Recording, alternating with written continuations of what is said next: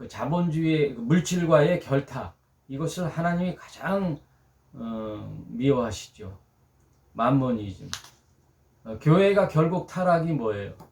물질의 타락이죠. 교회의 타락. 그 유대교의 타락이 어디에 있어요? 말라기에 보면은 성전 문을 닫았으면 좋겠다. 너희들이 밤낮으로 드리는 그 짐승의 제사가 역겹다 그러잖아요.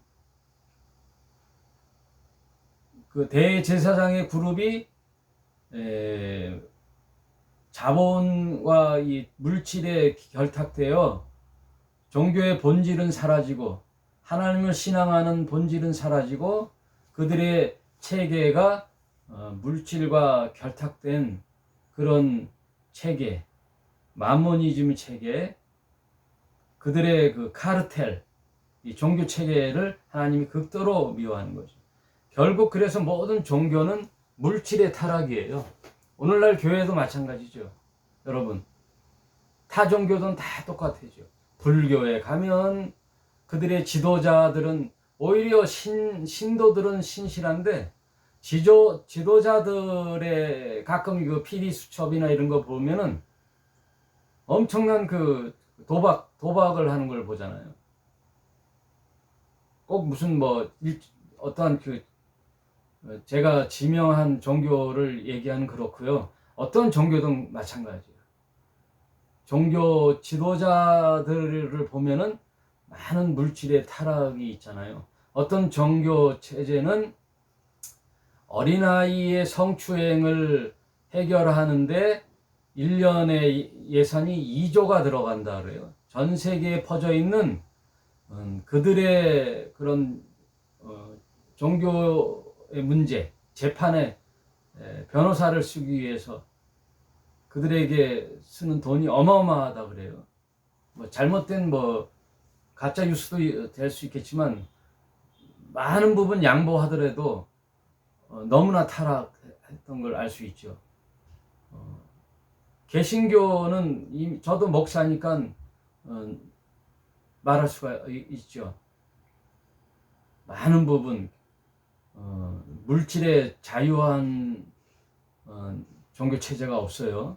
이 자본주의와 이 물질 만몬의 자유로운 교단이나 종교 체제가 없다고요. 그러면 개교회, 개신교 건물교회에 들어가 봐도 그렇잖아요. 헌금의 내역을 100% 공개하거나 사용처를 드러내는 교회가 드물어요. 드물다고요. 네? 헌금의 체계만 공개하고 잘 사용하는 교회가 참 드물죠. 이미 그리고 그 건물을 유지하기 위해서는 그 물질의 체계를 호도할 수밖에 없어요. 헌금 체계를 호도할 수밖에 없잖아요. 여러분, 수백 명, 수천 명이 다니는 교회에 그 교역자들이 있을 것이고 그들의 월급과 그 교회의 유지와 또 그런 거 관리하려면은 헌금을 강조하지 않을 수가 없어요. 교회를 짓기 위해서는 그 도시의 교회를 짓기 위해서는 돈이 얼마나 들어가겠어요. 강남 같은 서초동 땅에는 뭐 수천억이 들어가잖아요. 수천억이. 모 교회는 뭐 8천억이 들어가고 그렇잖아요. 그걸 헌금을 하기 위해서는 11조를 강조할 수밖에 없고 건축 헌금을 강조할 수밖에 없어요. 그리고 그렇게 분담하는 신자들에게 말에 휘둘리지 않을 수가 없단 말이에요. 많은 헌금을 내는 신도들의 뜻을 받아들이지 않을 수가 없단 말이에요. 그러면 기득권이 되고 그들의 말이 좌지우지할 수가 있잖아요. 예전에 교회에 피아노를 헌물한 권사님이 그 피아노 자리가 왼쪽에 있어야 돼요. 목사님으로 봐서 왼쪽에 있어야 돼요.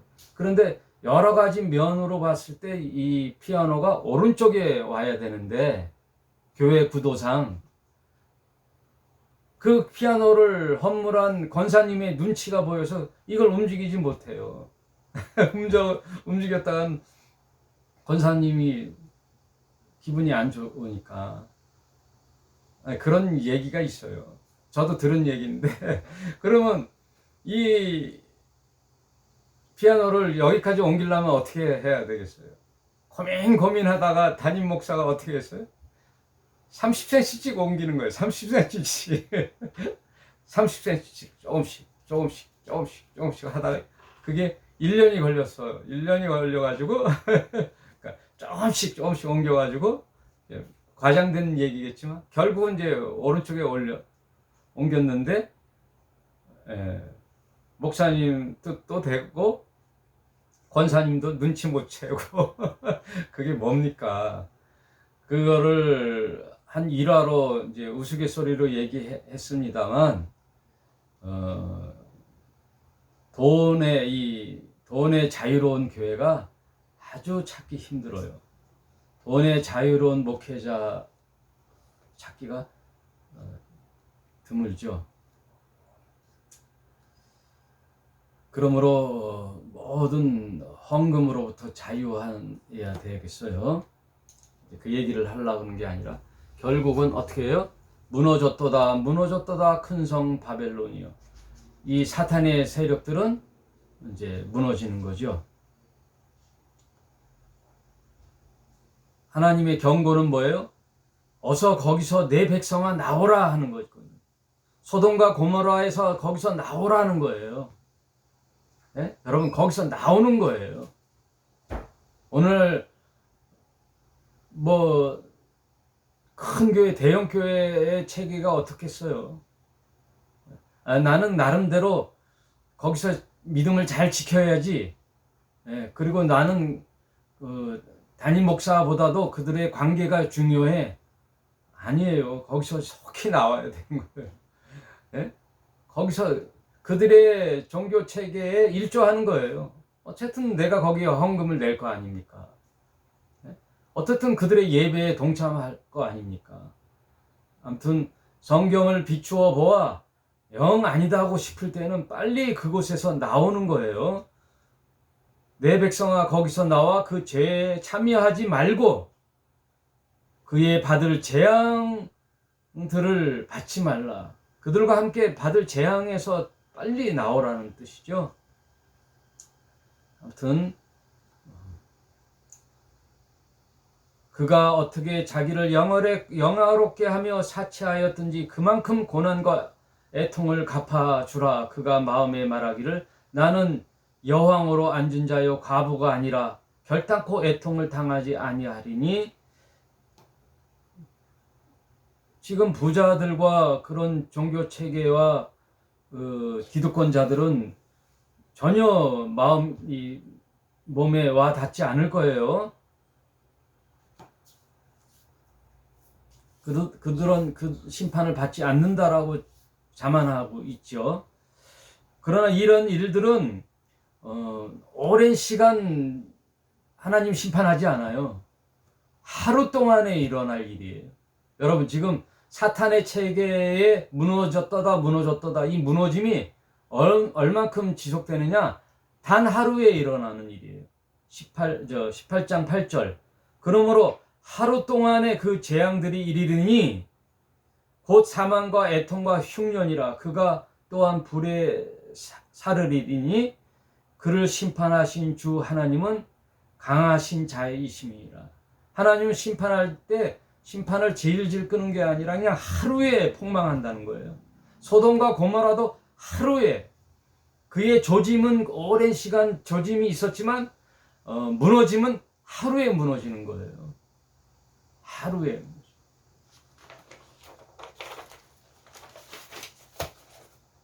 그와 함께 음행과 사치했던 땅의 왕들이 그 불붙는 연기를 보고 위하여 울고 가슴을 치며 그들과 동조했던 이 세상의 부자들, 왕들, 우상 숭배자들이 다 가슴을 치고 운다는 거예요.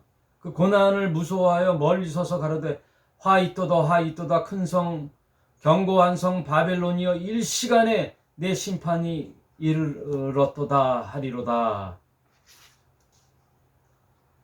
인류 역사가 장구히 흘러온 것 같아도 종말은 일순간에 이루어지는 거예요. 여러분, 일순간에 이루어지는 거예요. 여러분, 이 폭포라는 것, 물이 서서히 흐르죠. 그러나 폭포수에 가까이 오면 어떻게 일순간에 폭포로 떨어지는 거예요. 땅의 장사치들이 그를 위하여 울고 애통하는 것이 다시 그 상품을 사는 자가 없음이라. 그 자본주의 체계도 다 망한다라는 거예요. 내가 갖고 있던 주식도 일순간에 휴지 조각이 된다는 거예요, 여러분. 여러분이 갖고 있는 노후의 대책들 일순간에 나가는 거예요. 예? 비트코인이 일순간에 사라지는 거예요. 내 주식이 일순간에 휴지가 되는 거예요.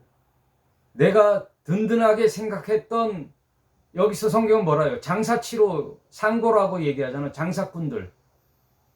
자본주의에 있어서 내가 쌓아놨던 부귀와 영화, 자본주의 체계의 물질, 그것이 일순간에 사라진다니까요. 일순간에. 그 상품은 금과 은과 보석과 진주와 세마포와 자주옷과 비단과 붉은 옷감이요, 각종 항목과 각종 상아, 기명이요. 그 당시에 부자들에 대한 재산 목록들이에요. 그때는 코끼리 상아도 있었나 봐요. 기명, 값진 나무, 진유와 철과 목석으로 만든 각종 기명이라는 것은 그릇이에요. 도자기들 있잖아요. 그 황금 숭배 사상의 자본주의의 몰락을 지금 말해주는 거예요. 이 상고들의 값진 금은 보화들이 다 사라지는 거예요. 모 재벌이 수십 년 동안 갖고 놓았던, 모아놓았던 그림들, 예술품들, 이런 것들이 일순간에 이제 휴지 조각이 되는 거죠. 폐지 조각이 되는 거예요. 왜? 하루 만에 이런 재앙과 종말이 오니까요. 여기 그런 내역들이 다 있어요. 계피와 향료와 향과, 그 당시에는 이런 것들, 소금, 향료, 계피, 이런 것들이 엄청난 부의 가치예요. 재산 목록이죠. 향유와 유황과 포도주와 감람류와 고운 밀가루와 밀과 소와 양과 말과 수레와 종들과 사람들의 영혼들이라. 바벨론아, 내 영혼에 탐하던 과실이 내게서 떠났으며 맛있는 것들과 빛난 것들이 다 없어졌으니 사람들이 결코 이것을 다시 보지 못하리로다. 참 계시록이 참 디테일하게도 기록했죠. 예? 이거 참, 결국 모든 부의 목록들이 다 사라진다는 거예요. 바벨론으로 인하여 치부한 이 상품의 상고들이 그 고난을 무서워하여 멀리 서서 울고 애통하여 가로되, 화 있도다 화 있도다 큰 성이여, 세마포와 자주와 붉은 옷을 입고 금과 보석과 진주로 꾸민 것인데 그러한 부가 일시간에 망하였도다. 이 모든 부가 세상의 최고의 가치잖아요. 그래서 요즘 많은 사람들이 뭐라 그래요? 한순간에 훅 한다 그러잖아요. 한순간에 훅 하지요. 한순간에 훅 하죠. 지금 뭐 국회의원에 의해서 말들이 참 많은데 한순간에 가죠. 한순간에. 어제 그렇게 당당했던 자들이 오늘 한순간에 가는 거예요. 그들의 배후에는 뭐가 있어요? 자본과 물질과 권력과 부의 최고의 가치들이 한순간에 무너진다는 거예요. 그 불붙는 연기를 보고 외쳐가로되 그 성과 같은 성이 어디 있느냐 하며 티끌을 자기 머리에 뿌리고 울고 애통하며 외쳐가로되 화 있도다 화 있도다. 큰 성이 바다에 배 부리는 모든 자들이 너의 보배로운 상품으로 인하여 치부하였더니 일시간에 망하였도다.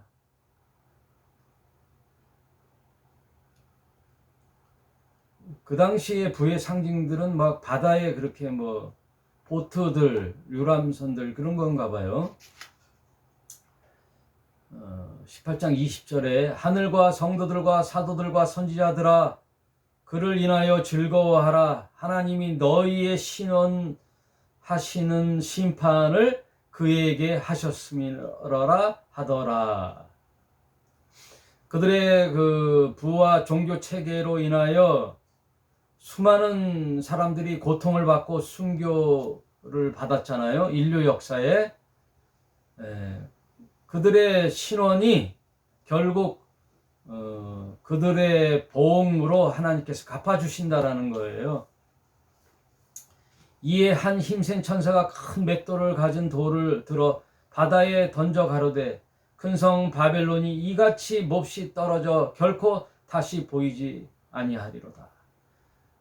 이것은 유대인의 그 수사법이거든요. 맷돌. 그래서 우리가 교사를 할 때 그런 얘기들을 하잖아요.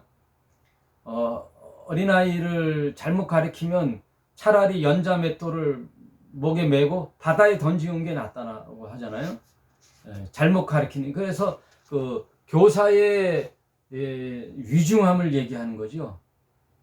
교사들의 아주 중요한 자리를 강조할 때 잘못 가르치는 자는 눈먼자 장님이 장님을 인도하여 둘 다 구렁텅이에 빠지느니라. 그 말은 뭐예요? 뭐 세상에 잘못 뭐 장사를 한다든지 사업을 한다든지 그 실패는 다시 일으켜 세워질 수 있어요. 그리고 또 실패해서 돈이 사라지면 그래도 목숨은 남아 있잖아요. 다시 또 돈은 있을 때도 있고 없을 때도 있고 다시 일어서면 되는데, 그래서 수많은 사람들이 실패를 거듭나서 또 성공을 하잖아요. 그러나 가르치는 자들의 위중함을 가르치는 거예요. 특히 종교를 앞세워 가르치는 자들, 특히 저를 포함하여 목사들, 잘못 가르쳤다가는 돌이킬 수 없는 구렁텅이에 빠지잖아요. 그의 위중함을 지금 경고하는 거예요. 그랬을 때 연자 맷돌을 메고 바다에 던지음이 낫다는 거예요. 실족하는 자가 있으면. 다시 한번 말씀드립니다. 교회의 지도자들, 교사들 가르침에 아주 위중함을 생각해야 돼요. 내가 지금 바로 가르치고 있는가? 하나님의 진리의 길을 바로 안내하고 있는가? 나 역시 세상의 장사치들과 똑같이 종교라는 이름으로 성경을 가지고 장사하는 것은 아닌지, 교회 건물을 가지고 장사하는 것은 아닌지. 그들의 생각은 매일 뭐예요? 어떻게 하면 교회를 세워서 사람을 긁어 모아 30명, 50명, 100명 전도해서 모아놓고 뭐예요? 헌금을 강조하고 그들의 입맛에 맞춰 설교를 해서 결국은 뭐예요? 성전 건축 아니에요. 교회 건물 건축. 빚을 내어 건축하잖아요. 건축하면 또 어떻게 해요? 이 얘기는 너무 많이 해가지고 건축할 때 어떻게 해요? 유명 강사를 초빙해가지고 또 간증자를 세워가지고 이렇게 했더니 내가 하나님께 복을 받았습니다 하고 막 부흥회를 해서 헌금을 작정케 해가지고, 건축 헌금을 작정케 해서 과도한 헌금을 걷어가지고 건축을 했는데 뭐 10억이 들어가면 뭐 헌금이 그렇게 다 나오나요? 5억을 건축 헌금을 받고 5억은 융자를 받잖아요. 그러면 은행의 융자를 받으면 또 헌금으로 이자를 내고 원금을 내서 계속 하다가 결국 뭐예요? 봉헌식을 하기 위해서는 또 어떻게 해요? 봉헌식이라는 것은 부채가 없이 온전히 하나님께 성전을 바쳤다라는 것이 봉헌식이에요. 그래서 봉헌식의 명분으로 또 헌금을 걷잖아요. 그러면 집을 담보하거나 과도한 헌금을 책정하는데 아주 또 수단이 있어요. 서원에서 취소하면 큰일 난다는 것이 어디에 있어요? 사사기에 있잖아요. 사사기에. 입다의 서원. 잘못된 서원이라도 꼭 갚아야 된다. 이런 엉뚱한 소리들을 해가지고 그 잘못된 서원으로 고통받다가 결국은 교회를 떠나는 자가 부지기수잖아요. 부지기수. 서초동의 모 교회는 11조를 안 내면은 교회 일원이 될 수 없고 공동의회에 참석할 수도 없는 거예요.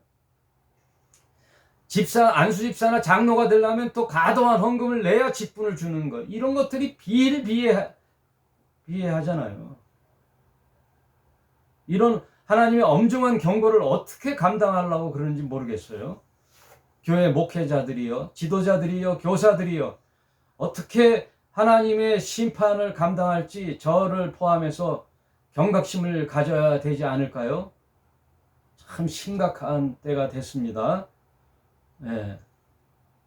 그러므로 다시 한번 여러분에게 말씀드리지만 교회는 헌금으로부터 자유해야 돼요.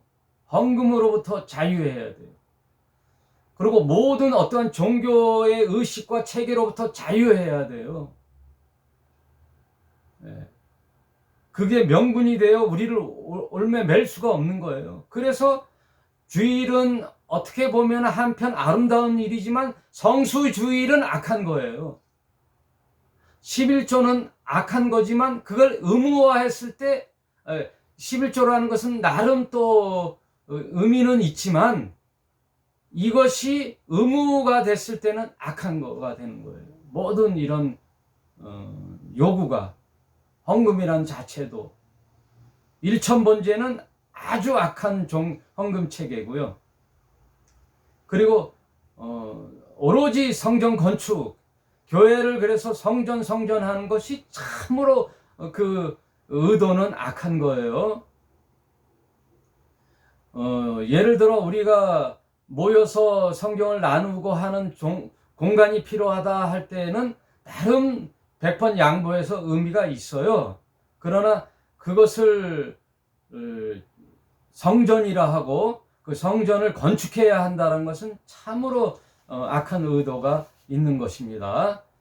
여러분 새겨서 들으시고 또 받아들이지 못할 분들은 안 받아들이시면 돼요.